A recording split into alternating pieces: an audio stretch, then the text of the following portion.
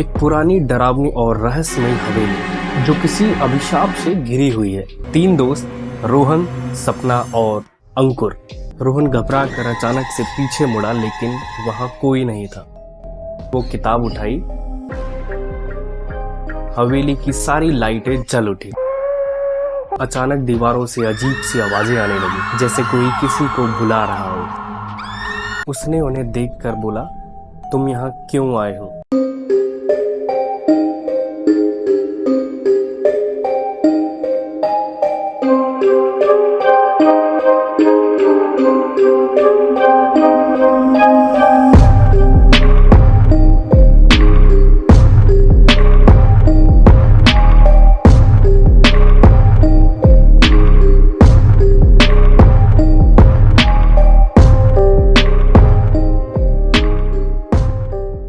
नमस्कार दोस्तों, आज मैं आपको एक ऐसी कहानी सुनाने जा रहा हूँ जिसे सुनकर आपके रोंगटे खड़े हो जाएंगे।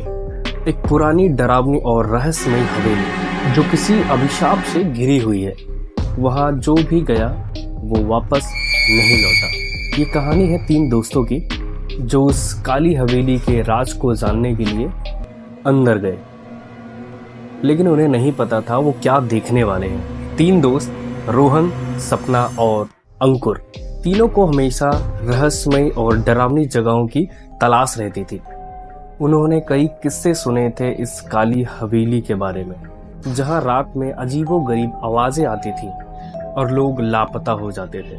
जैसे ही वो हवेली के विशाल लोहे के दरवाजे के पास पहुंचे, अचानक से दरवाजा खुद ब खुद खुल गया। पहला संकेत था कि कुछ बहुत अजीब होने वाला है। हवेली के अंदर कदम रखते ही माहौल और भी भयानक हो गया। चारों ओर सन्नाटा, हर कदम के साथ उनके दिलों की धड़कन तेज हो रही थी। रोहन ने एक शीशा देखा जो पूरी तरह से गंदा था। जैसे ही उसने उस शीशे को साफ किया, उसे अचानक एक साया उसके पीछे खड़ा नजर आया। रोहन घबरा कर अचानक से पीछे मुड़ा, लेकिन वहां कोई नहीं था। दोस्त भी डर गए, लेकिन फिर भी उन्होंने आगे बढ़ने का फैसला लिया। तीनों दोस्त धीरे धीरे हवेली के अंदर गहराई में चले गए और उन्हें एक बंद दरवाजा दिखाई दिया जो कि धीरे धीरे खुद ही खुल रहा था। दरवाजे के अंदर एक छोटा कमरा था जिसमें एक पुरानी किताब रखी हुई थी। सपना ने जैसे ही वो किताब उठाई, हवेली की सारी लाइटें जल उठी।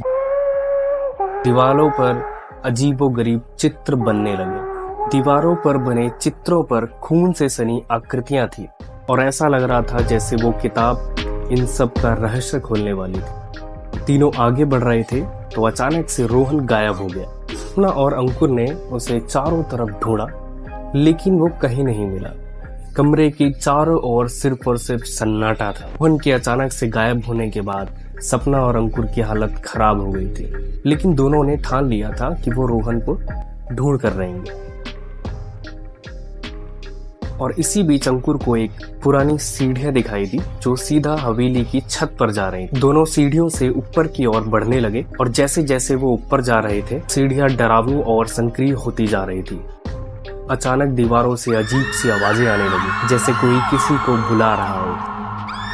सपना ने महसूस किया कि जैसे उसके कंधों पर किसी ने हाथ रखा हो। जैसे ही उसने पीछे मुड़कर देखा, वहां कोई नहीं था। ये रहस्यमयी हाथ किसका था? जब सपना और अंकुर छत पर पहुंचे, उन्होंने देखा छत पर एक बुजुर्ग व्यक्ति पहले से ही मौजूद था। उसके चेहरे पर गहरी झुर्रियां थी और उसकी आंखें काली और खाली थी। उसने उन्हें देखकर बोला, तुम यहाँ क्यों आए हो?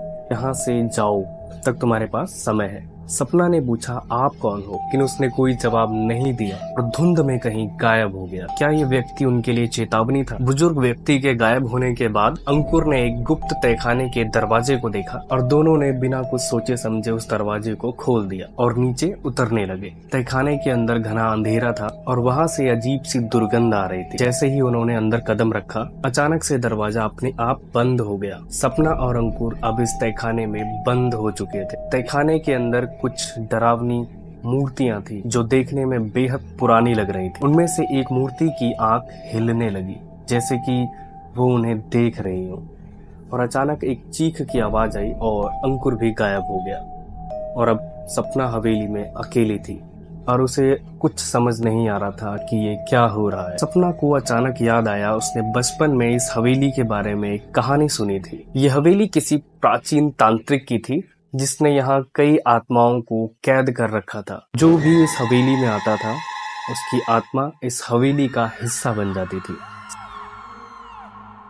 सपना ने अब समझ लिया इस हवेली में जो भी आया वो यहाँ से वापस नहीं जा सका, और ये भी समझ चुकी थी कि उसकी आत्मा भी अब इस हवेली का ही एक हिस्सा। इसी के साथ इस कहानी का होता है अंत। और अगर आपको ये वीडियो अच्छी लगी हो तो प्लीज़ लाइक करें, कमेंट करें, और आप किस टाइप की वीडियोस पसंद करते हैं आप मुझे कमेंट करें। मैं उस टाइप की एक स्टोरी आपके लिए ज़रूर लेके आऊँगा।